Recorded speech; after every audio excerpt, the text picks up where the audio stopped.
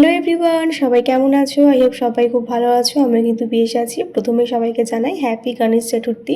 আজ যেহেতু গণেশ পুজো, তার জন্য কিন্তু সকাল সকাল স্নান সেরে একেবারে ঠাকুর ঘরে এসে গরুন দাদার বসার জায়গাটা ডেকোরেট করে নিয়েছিলাম।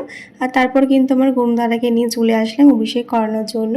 যেহেতু গরুন দাদার ফেভারিট জিনিস হচ্ছে দুর্বা ঘাস, সেটা কিন্তু তার চরণে দিয়ে তার অভিষেক করাতে বসিয়ে দিলাম। আমি যেহেতু সব ঠাকুরের পুজো করি, ঠিক তেমন কিন্তু আমার গরুন দাদারও পুজো করি। তাই দেখো আজকে সকাল সকাল স্নান করে একেবারে গরুন দাদার সেবা করবো বলে চলে আসলাম। আর তারপর কিন্তু গরুন দাদাকে সব সাজ পোশাক পরিয়ে তার সিংহাসনে বসিয়ে দিলাম। যেহেতু গরুন দাদার দুর্বা ঘাসটা খুব ফেভারিট, তার জন্য কিন্তু সেটাও তাকে লাল কালারের একটা তাগা দিয়ে বেঁধে দিয়ে দিলাম। আর গরুন দাদার নাকি লাল কালারের পোশাক পরতে বেশ ভালো লাগে, সেটাই কিন্তু আজকে তাকে পরিয়েছি। তারপরে আমাদের কাছে এই এত কলকে ফুলগুলো দিয়ে কিন্তু গরুন দাদার পুরো সিংহাসনটা আজকে ডেকোরেশন করলাম। তো কেমন লাগছে অবশ্যই তোমরা জানিও। গাছের ফুল দিয়ে সাজানোর কিন্তু একটা আলাদাই মজা।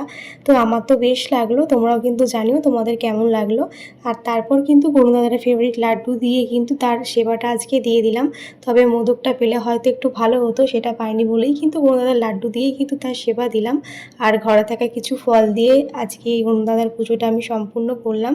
আর এদিকে দেখো আমার গোপুসোনাও কিন্তু তার সাথে বসে পড়েছে গরুন দাদার পাশে। তাকেও কিন্তু আজকে লাড্ডু দিয়ে সেবা দিয়েছি।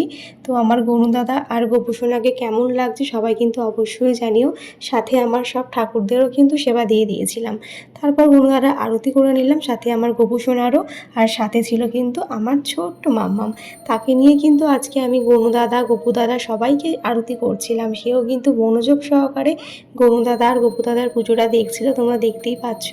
তো এইভাবেই কিন্তু আমি আজকে গণেশ চতুর্থীর দিনটা পালন করলাম। তো তোমরা কে কে আজকের দিনে বাড়িতে পুজো করছো অবশ্যই কমেন্টে জানিও। আর আমার ভিডিওটা কেমন লাগলো সেটাও কিন্তু জানাতে কেউ ভুলো না। ভালো লাগলো অবশ্যই একটা লাইক করে দিও আর কমেন্টে তো জানিও। আর এদিকে দেখো আশীর্বাদ দিয়ে দিচ্ছি মাম্মামকে আরতি করার পর। আর মাম্মাম কিন্তু সেটা বেশ মনোযোগ সহকারে নিল।